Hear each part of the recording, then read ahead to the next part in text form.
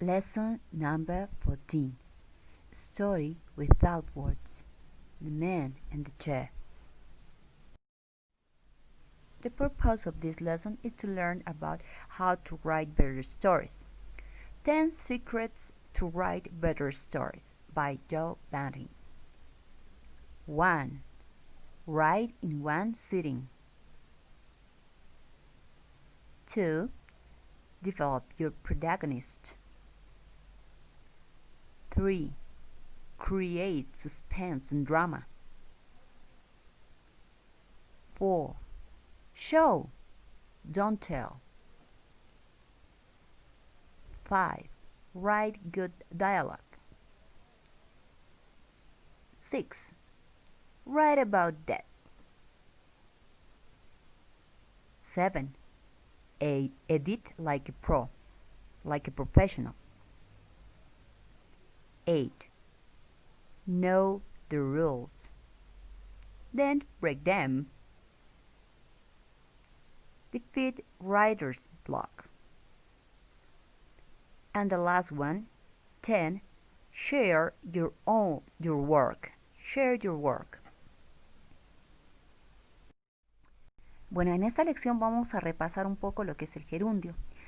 Vamos concretamente. Tenemos un verbo, por ejemplo, el verbo walk, que es caminar, está en infinitivo en el color negro, si ven, walk. Pero si yo le agregara en su colita o le agregara el sufijo ing, walking, se convertiría en un verbo gerundio. Cuando yo le coloco a un verbo la terminación ing o ing, eso sería un gerundio. Este gerundio va a tener diferentes usos. Repito, es un verbo infinitivo más el sufijo ing, que otros también lo conocen como ing, verbo más ing, tenemos un gerundio. Va a tener diferentes usos. Ok, ¿en qué casos utilizamos el gerundio o forma ing? Voy a considerar 3 casos como principales. Gerundio para formar tiempos continuos, sea pasado, presente o futuro continuo. En este caso, en los tiempos continuos, el gerundio va a trabajar como verbo principal. Entonces, tengo la siguiente estructura. Pronombre you. Voy a utilizar como verbo principal working. Sería you working. Tú trabajando. Profe, pero no tiene sentido. Ya, entonces voy a requerir de un verbo auxiliar. El verbo principal sería el gerundio, working, pero requiero un verbo auxiliar para que tenga sentido. You are working. Tú estás trabajando. Porque no puedo decir tú trabajando. Entonces necesito un auxiliar. Tú estás trabajando.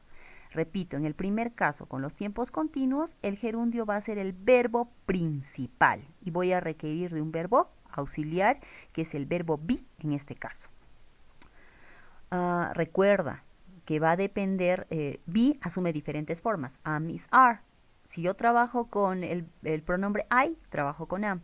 Si trabajo con he, she, con el auxiliar va a ser is. Y trabajo con we, you, they, el auxiliar va a ser are. You are working. Tú estás trabajando. En el primer caso, el gerundio working va a tener su terminación como, por ejemplo, o su equivalencia en español de trabajando. Entonces, ing significaría ando, endo, trabajando, riendo, jugando, cantando, bailando. En el primer caso.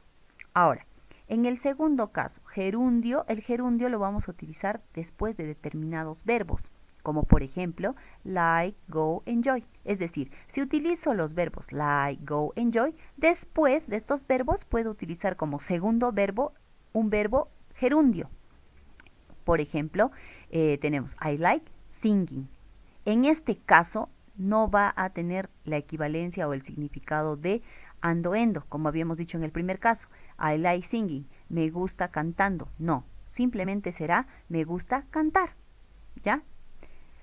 Entonces, solo para el primer caso sería ando, endo. En el segundo caso, I like singing, me gusta cantar y punto.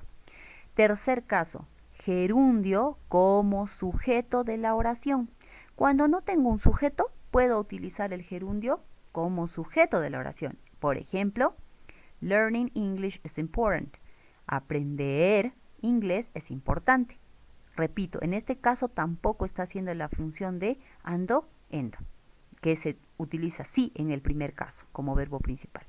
En el último caso simplemente le doy la función de sujeto de la oración al gerundio.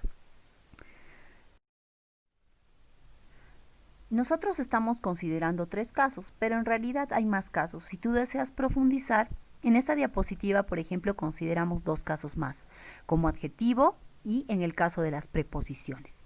Bueno, hasta la siguiente.